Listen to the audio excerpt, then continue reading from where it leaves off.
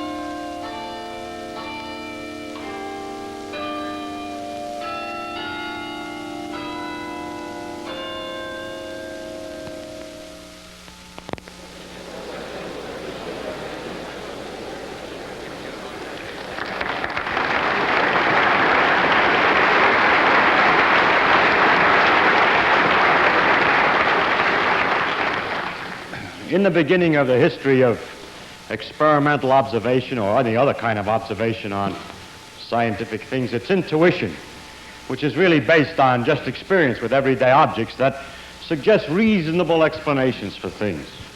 But as we try to widen and make more consistent our description of what we see, as it gets wider and wider and we see a greater range of phenomena, the explanations become what we call laws instead of simple explanations. But the one important odd characteristic is that they often seem to become more and more unreasonable, more and more intuitively far from obvious. To take an example is the relativity theory, in which, for instance, the proposition is that if you think that two things occur at the same time, that's just a subjective opinion. Someone else could conclude that those two events, one was before the other, and that simultaneity is merely a subjective impression. Now, there's no reason why this should be otherwise, really.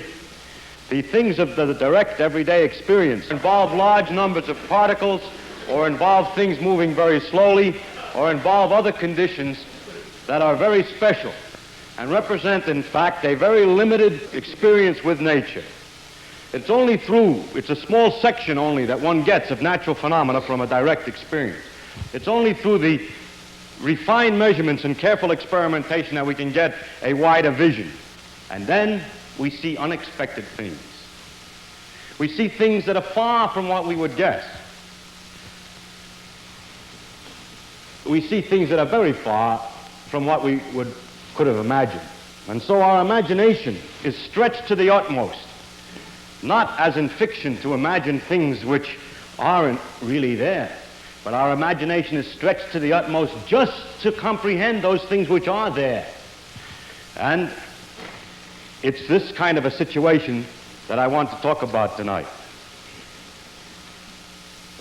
Start, for instance, with the history of light. At first, light was seen to behave, it would appear to behave very much like a rain of particles, of corpuscles, like rain. Bullets from a gun, same idea. And then with further research, it was clear that it was not right, but that light actually behaved like waves, like water waves, for instance. And then in the 20th century, on further research, it appeared that light actually behaved in many ways, again, like particles. In the photoelectric effect, you could count these particles, they're called photons now, and so forth. Again, electrons, when they were first discovered, behaved exactly like particles, bullets, very simple. Further research showed, in electron diffraction experiments and so on, that they behaved like waves. And as time went on, there was a growing confusion in the question of how the things really behave, the waves or particles or waves, because everything looked like both. Now, this growing confusion was resolved in 1925 or 26 with the advent of the correct equations for quantum mechanics.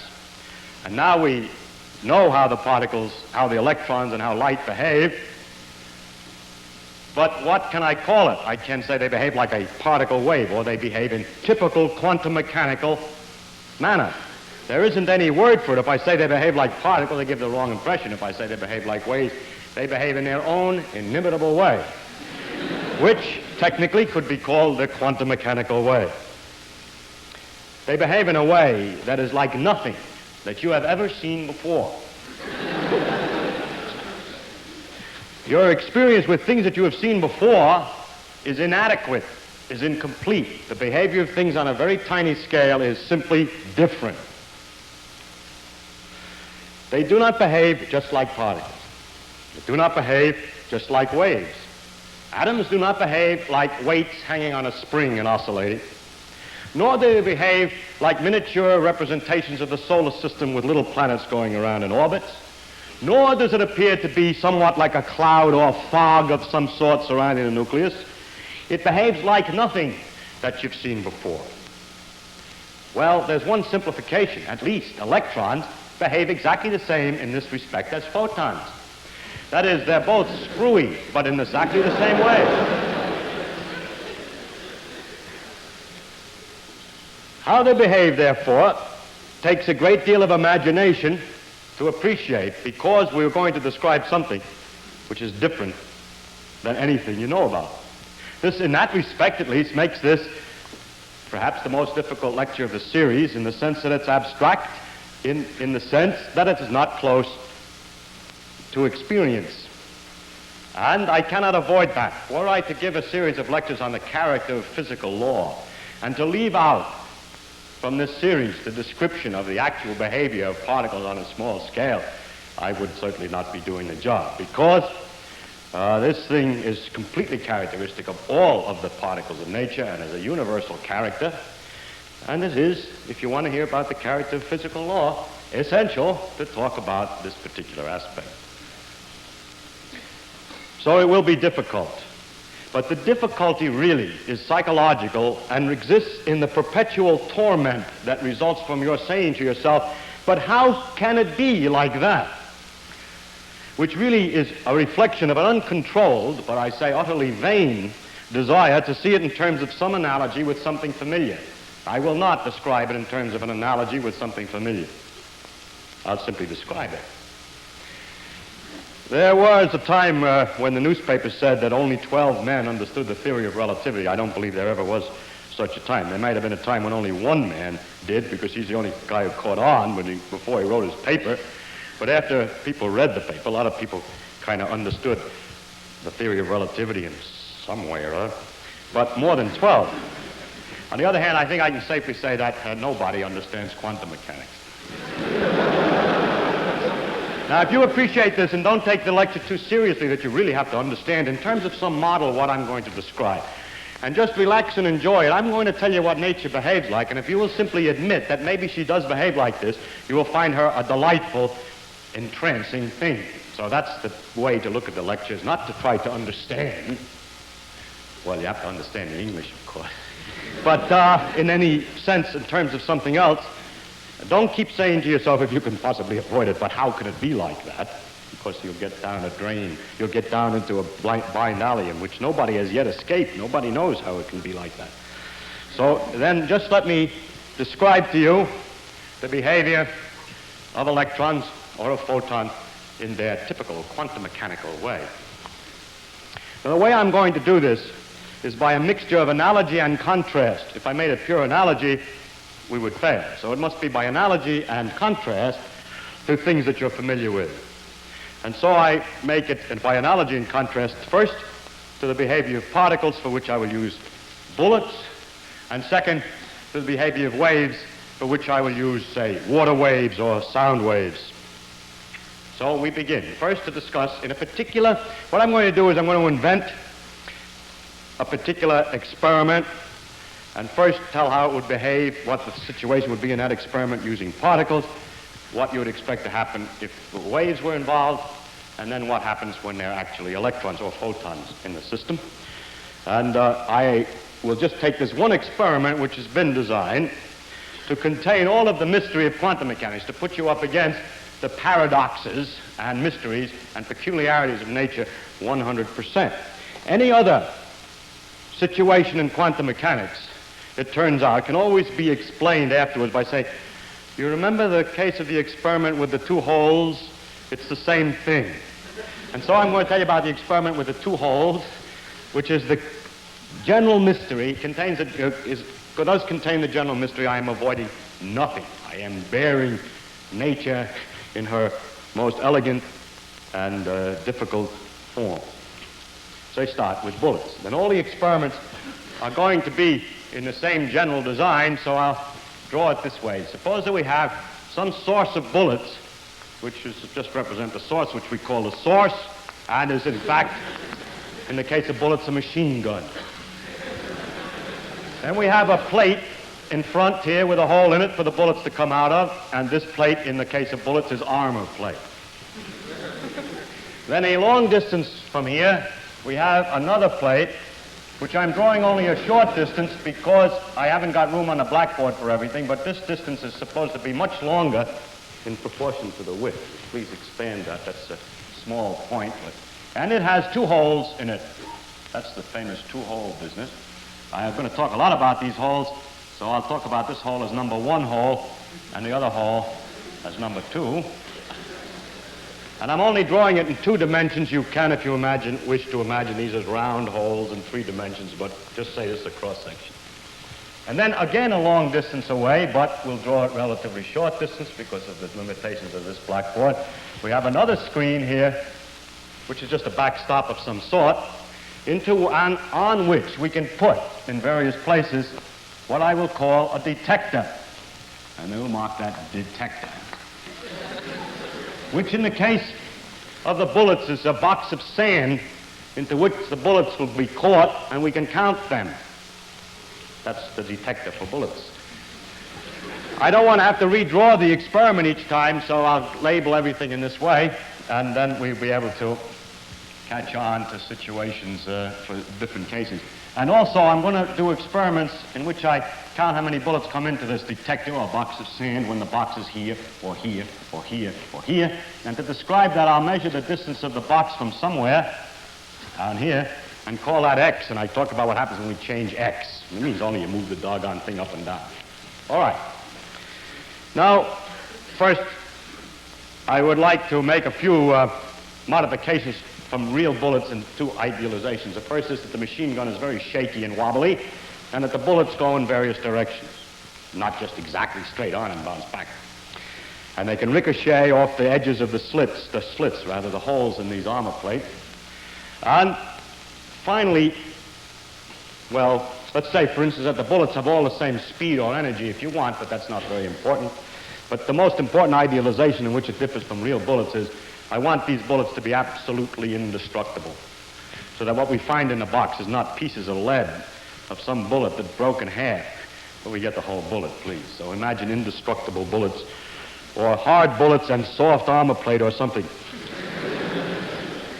And now the first thing that we will notice about bullets is that the things that arrive come in lumps. When the energy comes, it's all in one bullet full of bang. If you count the bullets, there's 1, 2, 3, 4 bullets. The things come in lumps. They're equal in size, we suppose, in this case. And when a thing comes into the box, it's either all in the box or it's not in the box. It comes in lumps. More. If I put up two boxes here, I never get two bullets in the boxes at the same time. Well, if the gun isn't going off too fast and I have enough time between things, you see, slow down the gun so they go off very slowly. Bing, bing, bing, bing. Then put the two things here and look very quickly in the two boxes. You'll never get two bullets at the same time in the two boxes because a bullet is a single, identifiable lump. I call that characteristic of the object that it comes in lumps. So the first thing about bullets is that they come in lumps. And now what I'm going to measure is how many bullets arrive here on the average in a long period of time. So you wait an hour and you count how many bullets are in the can, in the sand, and average that. Now, we call that, if you want, let's say we take a definite time like per hour and say the number of bullets that arrive per hour. And sometimes you could call that what's called the probability of arrival, because it just gives the chance that a bullet going through this thing arrives in this particular box. At least it's proportional to the chance. One way to measure is to measure the average number of bullets that arrive over a period of time. Now, the number of bullets that arrive in this box here will vary as I vary x. And I'm going to make a graph here in which I plot horizontally the number of bullets that I get if I hold this thing here for an hour. And I'll get a curve that will probably look more or less like this. Because when the box is behind one of these holes, it gets a lot of bullets. You go, the ones that went through this hole, and otherwise it gets them that went through this hole. And if it's a little bit out of line, it doesn't get as many. They have to bounce a little off the edges of the hole. And so it disappears like this. And this is the number that we get in an hour when both holes are open. And I call that, by an abbreviation, N12, which merely means the number which arrive when hole number 1 and hole number 2 are both open. Looks like that, say.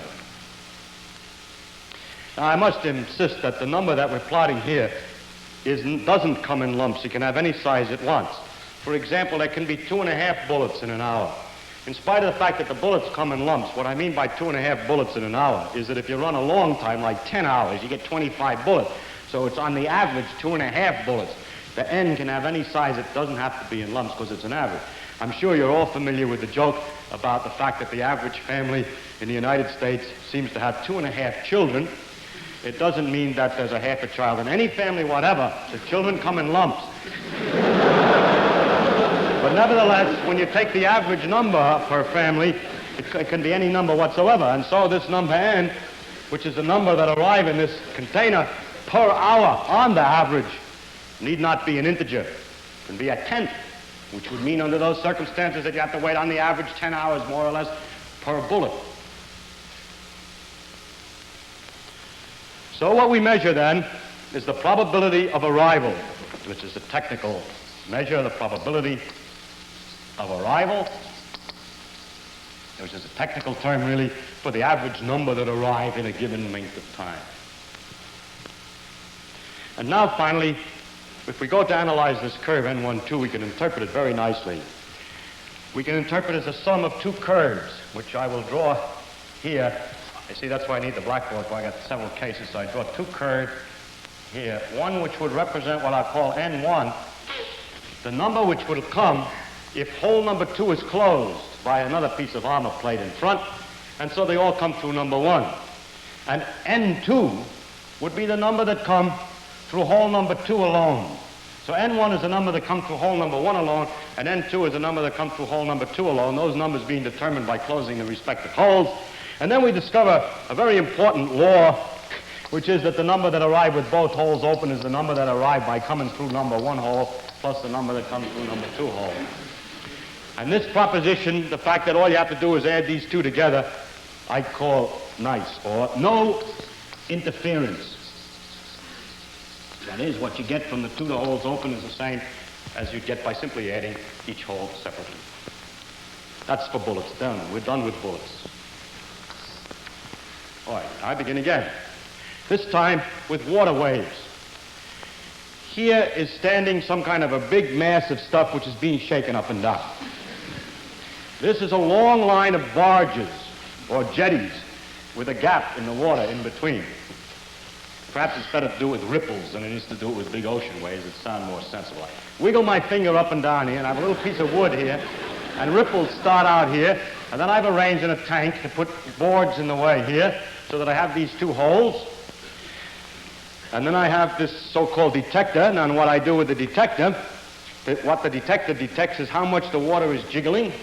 For instance, I put a cork in the water and measure how it moves up and down, and what I'm going to measure, in fact, is the energy of the agitation of the cork, which is exactly proportional to the energy carried by the waves.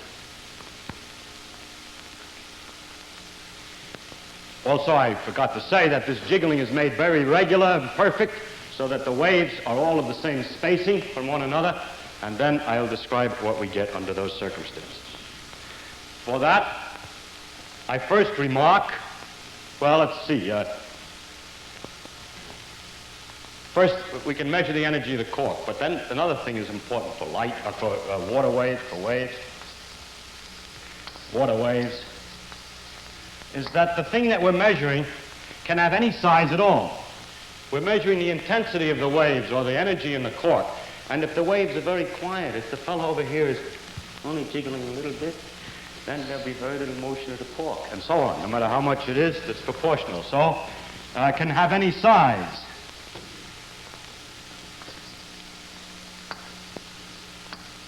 It doesn't come in lumps. It's not all there or nothing. And what we're going to measure is the intensity of the waves, which, to be precise if you want, is the energy generated by the waves at a point.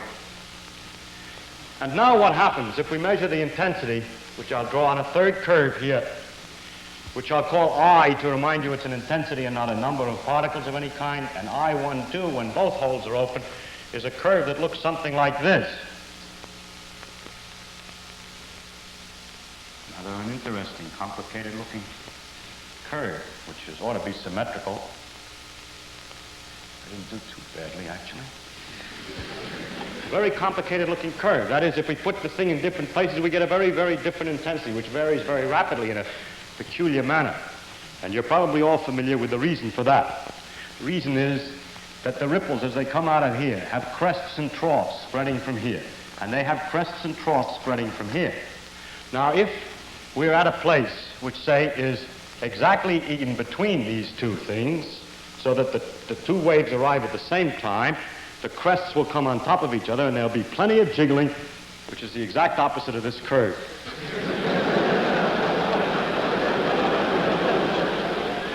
So I'll have to put, there should be another bump. We have a lot of jiggling right in dead center.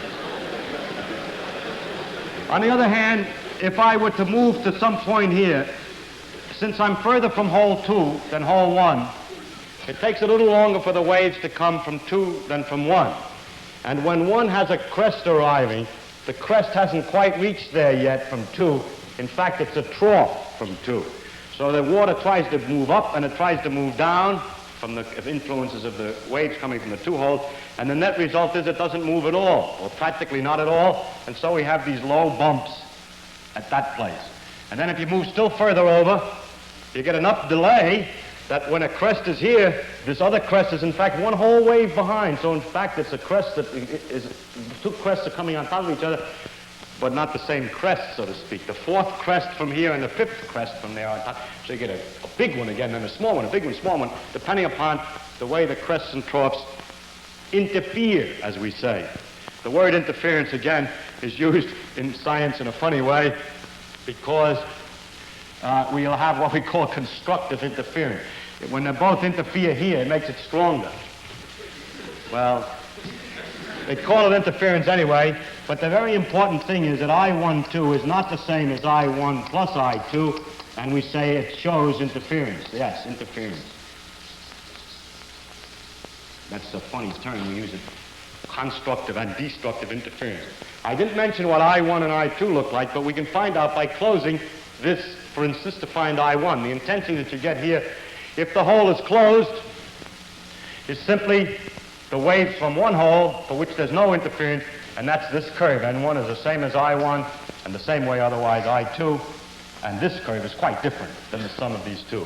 As a matter of fact, the mathematics of this curve is rather an interesting one.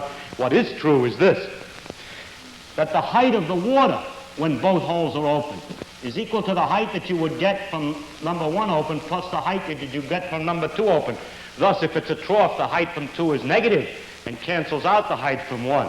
So you can represent it by talking about the height of the water. But it turns out that the intensity in any case, for instance, when both holes are open, is not the same as the height, but is proportional to the square of the height. And it's because of this fact that we're dealing with the squares that we get these very interesting curves.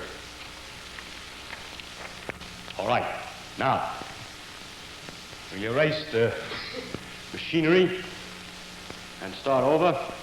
This time, we start with electrons. We have a filament here, tungsten plate, holes in a tungsten plate, and for a detector, any electrical system which is sufficiently sensitive to pick up the charge of an electron arriving with whatever energy the source had. Or if you would prefer, we could use photons, and this is a black paper with a hole in it, 2 holes in another sheet of black paper. Paper isn't very good because the fibers don't make a sharp hole, so use something better. And here, for a detector, a photomultiplier that can detect the individual photons arriving. Now, what happens with either case, and I'll discuss only the electron case, the other case is exactly the same, the case with photon, is this. First, that what we receive in this electrical detector with a sufficiently powerful amplifier behind it are clicks. Click, click, click, click, and so on, with the source here. Lumps. Absolutely lumps. When the click comes, it's a certain size, and the size is the same. If you turn the source weaker, the clicks come further apart, but it's the same size click. If you turn it up, they go click, click, click, and it jams the amplifier.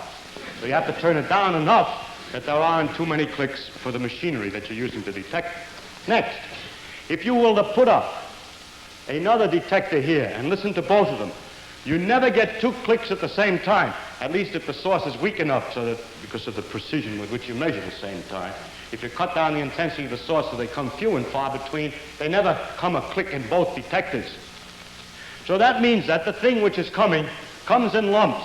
It has a definite size, and it only comes to one place at a time. All right, so for electrons, or for photons, we'll just use electrons. It comes in lumps. And therefore, what we can do is the same thing as we did with the bullets. We measure how many come, we measure the probability of arrival. What we do is we hold the detector in a certain place. Actually, if we wanted to, although it's expensive, we could put detectors all over at the same time and make the whole curve simultaneously. But let's suppose we put it in a certain place and we measure at the end of an hour how many electrons came, and we average it. By the way, if I put detectors all along the back here, when one comes, it comes into one, but not from others. It just one goes off, then the other goes off, then this goes off, then that one goes off, so on. Just like with bullets. And we measure then the probability of arrival of the electrons. And what do we get? The number of electrons that arrive. The same kind of an N12 as before. This is what we get for N12.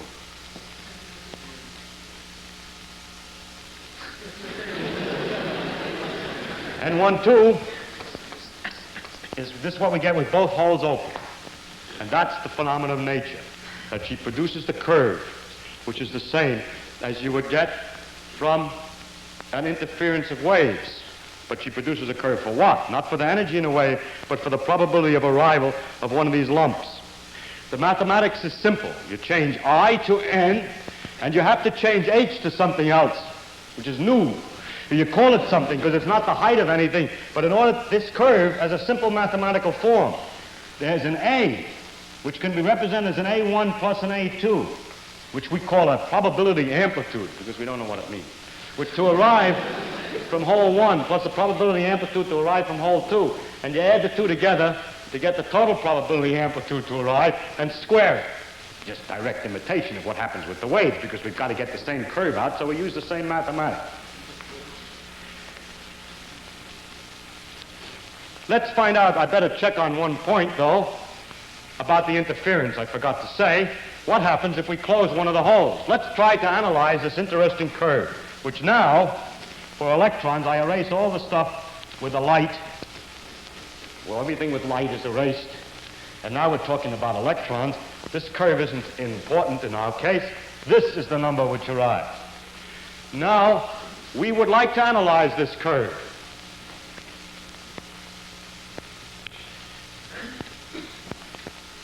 And we try this. We say maybe it comes, we can analyze this by thinking that the electrons come through this hole or through the other. So we can close one hole and measure how many come through hole number 1, and we get that curve. Or we can close this hole and measure how many come through hole number 2, and we get that curve. And these two added together is not this, and so this is not the same as N1 plus N2. And it does show interference. It shows interference. And in fact, the mathematics is given by this funny formula that the probability of arrival is the square of an amplitude, which itself is the sum of two pieces. Now, the question is, how can that come about? That when they go through hole 1, they would be distributed this way. When they go through hole 2, they would be distributed that way. How could it be that when both holes are open, you don't get the sum of the two? Instance. If I hold the detector at this point here, I get practically nothing. If I close one of the holes, I get plenty. If I close the other hole, I get something. If I leave both holes open, I get nothing. If I let them go through both holes, I don't come anymore. Or take the point in the center. You can show that that's higher than the sum than it was in the other case, than the sum of these two. I get more here when both holes are open than I would get with either one of the two closed. Now, you might think that if you were clever enough, you could argue that they have some way of going around through the holes back and forth, and they do something complicated, or it splits in half and goes through the two holes, and so forth, in order to explain this phenomenon. Nobody, however, has succeeded to get an explanation of this that's satisfactory, because the mathematics in the end is so very simple. The curve is so very simple. I will summarize then by saying that electrons arrive in lumps, like particles. But the probability of arrival of these lumps is determined like the intensity of waves would be. And it is in this sense that the electron behaves, as you might say, sometimes like a particle and sometimes like a wave. It behaves in these two different ways at the same time. And that's all there is to say.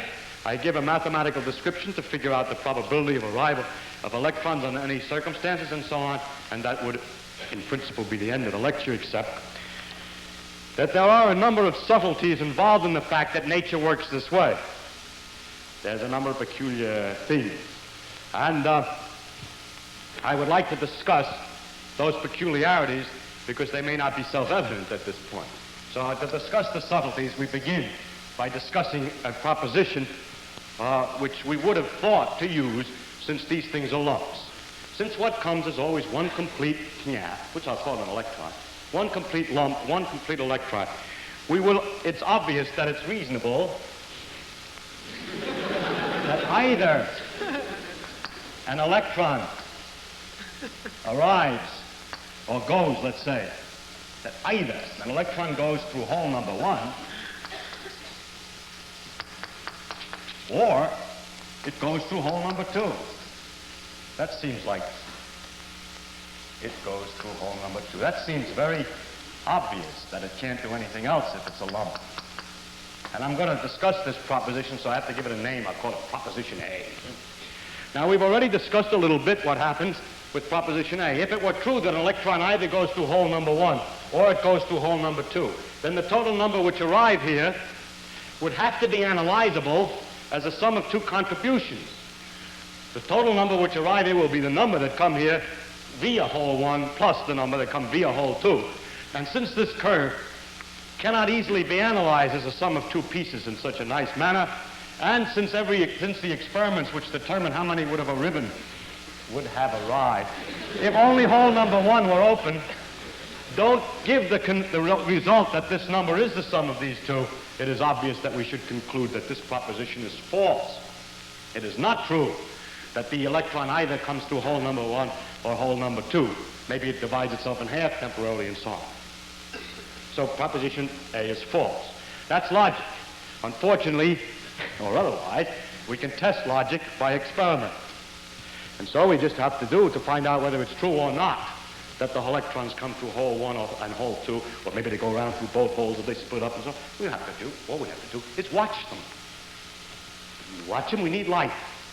So we put back here behind the holes a source of light. It's very intense light. Light is scattered by electrons, it is bounced off electrons. And in other words, you can see electrons if they go by if the light's strong enough. So we stand back here and we look to see whether we see, when the electron is counted here, a flash, or have seen the moment before the electron's counted here, a flash behind hole 1 or a flash behind hole 2, or maybe a sort of a half flash in each place at the same time. Because we're going to find out now how it goes by looking. Well, you turn on the light and look. And lo, you discover that you see flashes behind either one hole or the other hole every time you get a count here. Every time there's a count here, you see a flash behind number 1 or behind number 2. What you see is that the electron comes 100% complete through hole 1 or through hole 2. When you look, kind of a paradox. Well, let's squeeze nature into some kind of a difficulty here. I show you what we're going to do, see? We're going to keep the light on, we're going to watch. And we're going to count how many electrons come through. And we're going to make 2 columns. I'll watch the holes very carefully while you please count how many are arriving in the detector. All right, you say, one arrived. I said, I saw that when it went through hole number 1. So we put here 2 columns, which is column 1 for number 1 hole and number 2 hole.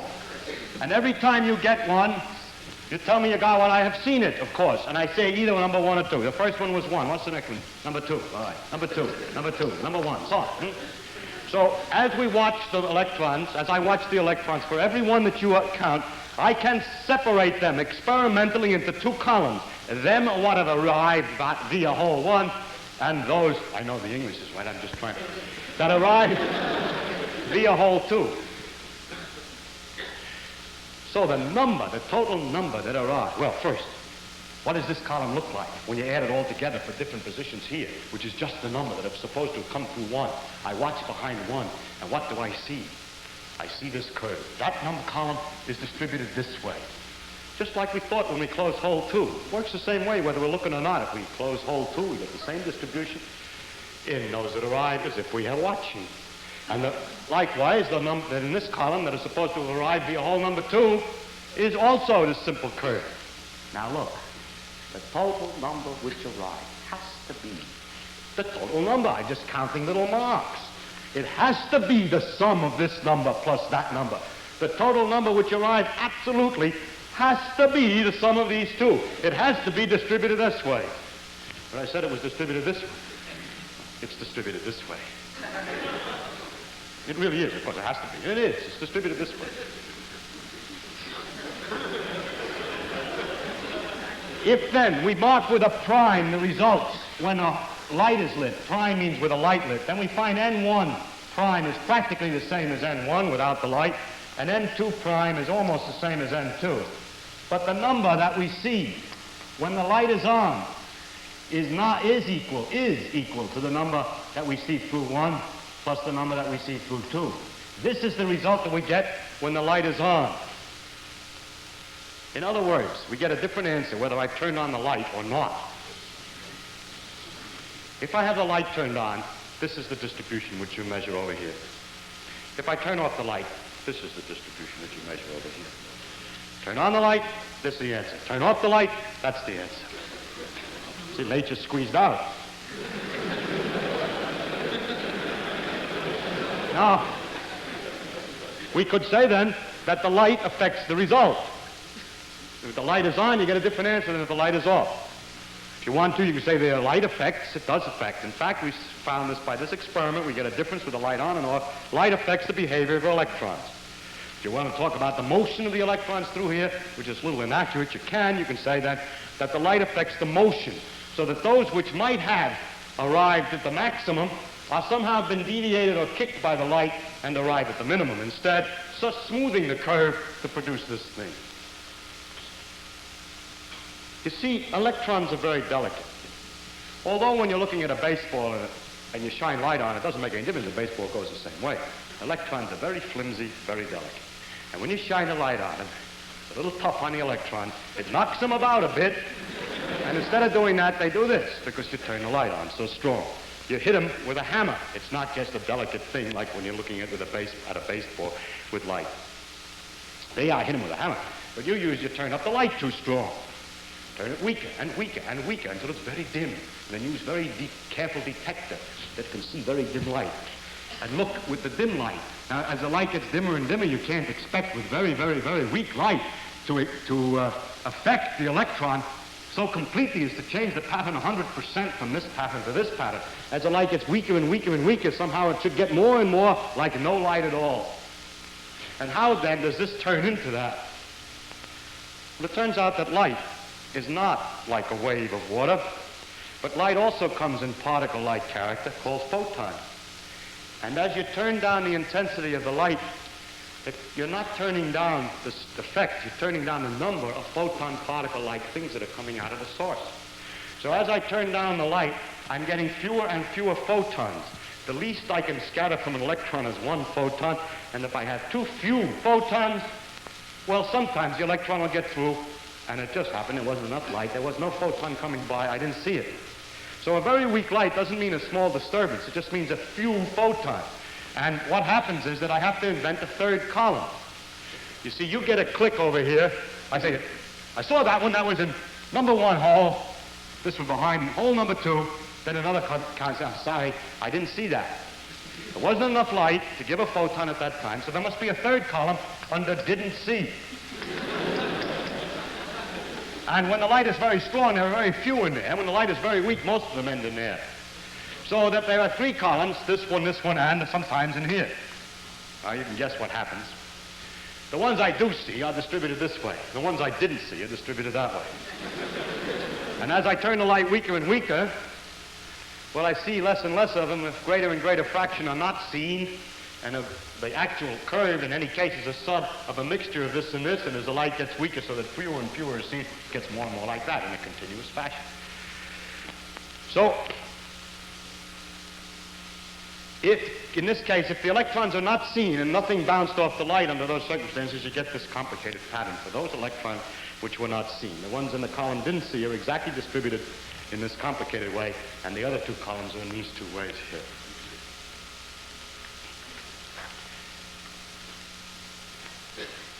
Now, you say, I got another way to measure which hole it goes through. And I'm sorry I haven't got enough time to discuss a large number of different inventions that you might have to find out which hole the electron went through and what happens in each case. It always turns out, however, that it's impossible to arrange the light in any way so that you can tell through which hole the thing is going without disturbing the pattern of arrival of the electrons from this form to this form, without destroying the interference. And not only light, but anything else. You use neutrinos, you use anything. There's a principle that's impossible to do it. You can, if you want, invent a way to tell which hole the electron's going through. Then it turns out it's going through one or the other. But if you try to make that instrument so that at the same time it doesn't disturb the motion of the electrons, then what happens is you get back, you can't tell anymore which one it goes through, and you get this. If you can tell, you get this. Heisenberg noticed when he discovered the laws of quantum mechanics that the new laws of nature that he discovered could only be consistent if there was some basic limitation to our experimental abilities that had not been previously recognized. In other words, you can't experimentally be as delicate as you wish. And he proposed his uncertainty principle, which stated in terms of our experiment is the following. He stated it another way, but they're exactly equivalent. You can get from one to the other, but unfortunately I haven't time to explain that. But in our experiment, his uncertainty principle would be stated in this manner. It is impossible to design any apparatus whatsoever to determine which hole the electron passes.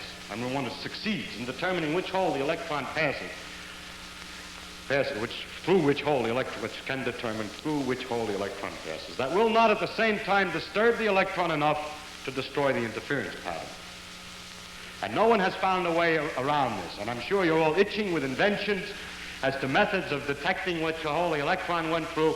But if each one of them is analyzed carefully, you'll find out there's something the matter with it, and that if, without disturbing the electron, you'd think you could do it. But it turns out there's always something the matter, and you can account for the difference in the patterns due to the disturbance of the instruments used to determine through which hole the electron comes. Now, this, therefore, is a basic characteristic of nature and tells us something about everything.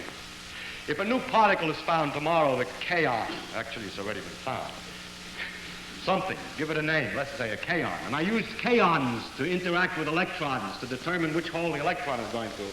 I already know ahead of time, I hope, enough about the behavior of the kaon to say that it cannot be of such a type that I could tell through which hole the electron would go without at the same time producing a disturbance on the electron that changed the pattern from here to here.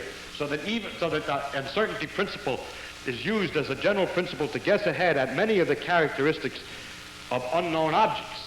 They are limited in their character. Well then, let's go back. What about this proposition A? Does it go either through one hole or the other, or not? Well, physicists have a convention, a way of avoiding the pitfalls which exist, and they make their game, their rules of thinking as follows.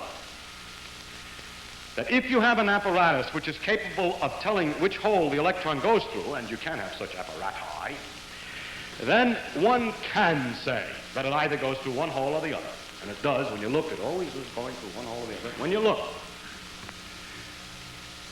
But when you do not try to determine, or you have no disturbance, no apparatus there to determine through which hole the thing goes, under those circumstances, you cannot say that it either goes through one hole or the other.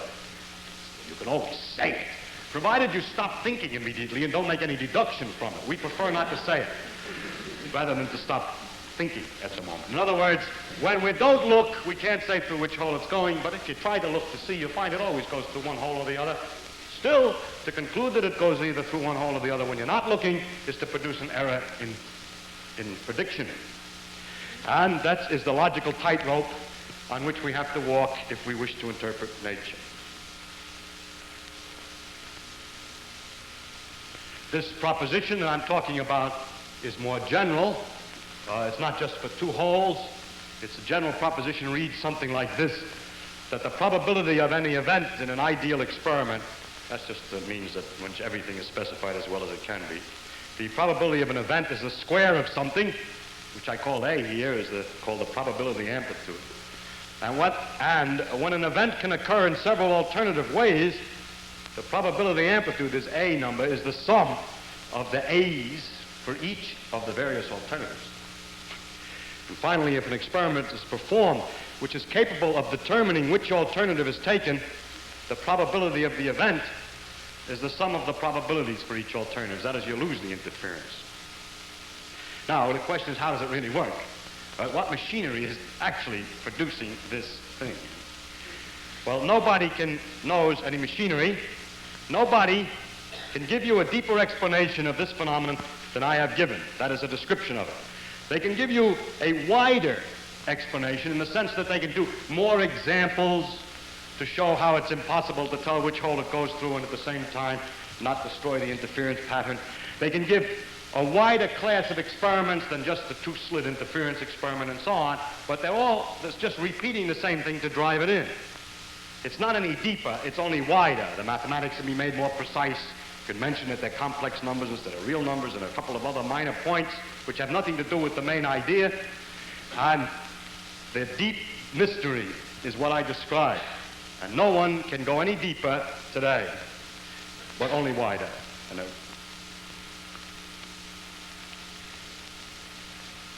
Now, I mentioned probabilities in this calculation. What we're calculating here, this curve, is the probability of arrival of an electron.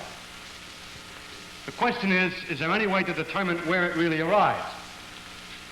We are not averse to using the theory of probability, that is calculating odds, when a situation is very complicated. You throw up a die and it spins so many times in the air with the various resistors and atoms and all this complicated business that we're perfectly willing to allow that we don't know enough details, and so we calculate the odds that the thing will come this way or that way. But here what we're proposing, is it not, is that there be probability all the way back at the fundamental laws. That in the fundamental laws of physics there are odds. For example, suppose that I have an experiment so set up that with the light out, I get this interference situation and know that. Then I say that with the light on, I can't predict through which hole it will go. I only know that each time I look, it'll be one hole or the other. But there is no way to predict ahead of time through which hole it goes. The future, in other words, is unpredictable. It is impossible to predict in any way from any information ahead of time through which the thing will go, or which hole it will be seen behind.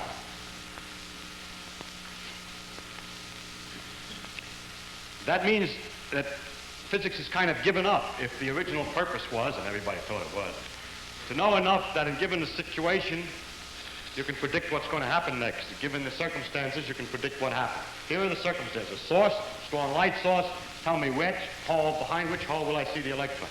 You say, well, The reason you can't tell through which hole you're going to see the electron is it's determined by some very complicated things back here. If I knew enough about that electron, it has internal wheels, internal gears, and so forth, that the fact, and that this is what determines through which hole it goes. So it's 50-50 probability because, like a die, it's set sort of at random. And that if I were to have studied it carefully enough, your physics is incomplete. If you get a complete enough physics, then you'll be able to predict through which hole it goes. That's the hidden variable theory, so-called. Well, that's not possible. It is not due to a lack of detailed knowledge that we cannot make the prediction, because I said that if I didn't turn on the light, I should get this interference pattern. If I have a circumstance in which I get that interference pattern, then it is impossible to analyze it in terms of saying it goes through here or here, because that curve is so simple, mathematically a different thing than the contribution of this and this as probability. So if it were possible for you to have determined through which hole it was going to go if I had the light on, the fact that I have the light on hasn't got anything to do with it. Whatever gears there are back here that you observed, which permitted you to tell me whether it was going to go through one or two, you could have observed if I had the light off. And therefore you could have told me with the light off which hole, each time an electron goes, which hole it's going to go through. But if you can do this, then that curve would have to be represented as a sum of those that go through there and those that go through there, and it ain't. And therefore, it's impossible to have an information ahead of time as to which hole it's going to go through when the light is out, or when the light is on, or out, in a circumstance where the experiment is set up there to produce this interference pattern. So it is not a lack of unknown gears, a lack of internal complications that makes nature have probability in it. It seems to be, in some sense, intrinsic. Someone has said it this way: nature herself doesn't know which way the electron is going to go. A philosopher once said, pompously, "It is necessary for the very existence of science that the same conditions always produce the same result." Well, they don't. You can set up the electrons in any way. I mean, you set up the circumstance here in the same conditions every time, and you cannot predict behind which hole you'll see the electron. They don't, and yet the science goes on in spite of him, although the same conditions don't produce the same results. That makes us unhappy that we can't predict exactly what will happen. Incidentally, you can make a circumstance which is very dangerous and serious, and man must know, and still can't predict. For instance, we could cook up, I know we'd rather not, but we could cook up a scheme by which we arrange photocells so that if it see the electron, one electron is going to go through. If we see it behind hole number 1, we set off the atomic bomb and start World War III. If we go see it behind hole 2, we have just make peace feelers and delay the war a little longer. Then the thing is that the future of man would then be dependent upon something which no amount of science can predict. So the future is unpredictable. What is necessary for the very existence of science and so forth, and what the characteristics of nature are not to be determined by pompous preconditions. They are determined always by the material with which we work, by nature herself. We look and we see what we find, and we cannot say ahead of time successfully what it's going to look like. The most reasonable possibilities turn out often not to be the situation.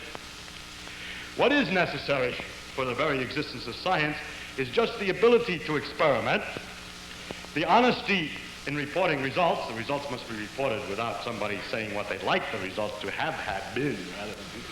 And finally, an important thing is the intelligence to interpret the results, but important point about this intelligence is that it should not be sure ahead of time about what must be. Now, it can be prejudiced and say that's very unlikely. I don't like that. Prejudice is different than absolute certainty. I don't mean absolute prejudice, just bias.